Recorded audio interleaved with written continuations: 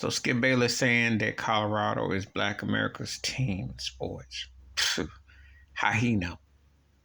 Yeah, I know he benefits by having African American sports personalities on his show.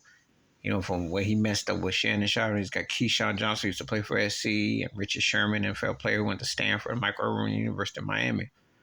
But why would he say such a thing? Yes, there are black folks that are pulling for Deion, and a lot of them are pulling for Deion because they admire and respect Deion and loved him as a player and as a person. And so you know that he's like, he gives them to a certain extent, but that's not to represent all.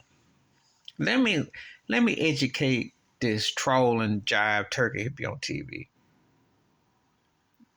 My grandparents on both sides, older relatives, Jackie Robinson made the Brooklyn Dodgers a black team, if you will. That was a social statement. This is not a social statement. That's why I find it almost offensive when anybody would compare Deion Sanders' situation to a Jackie Robinson, because it's not the same.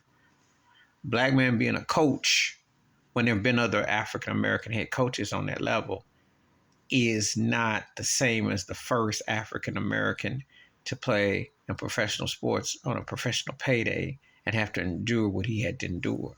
Deion Sanders gets hits with what we call covert racist rhetoric every week, almost every day, and is scared.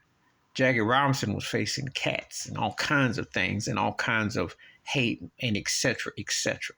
Can't compare the two. You can go and make that case with Bill Russell too. But the black man's the only time you could say that is if Deion was the president and had some stake. Being a head coach is just another job. Sorry to say, you ain't. You're not.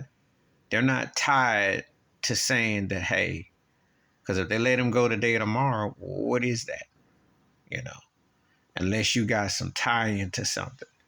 So it's a pretty loaded statement when people say stuff, especially when there is no ownership, there's no thoroughness to say, okay, this is how it's got, this is what it is. It's not a fair assessment at all. No, I don't even know who you would consider Black America's team in any sport at this juncture in time, because popularity is a strange animal based on who's happening.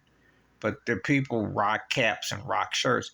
It's not like how it once was. People used to rock a shirt and say they're, Fab Five with Michigan was one thing, but even that was more.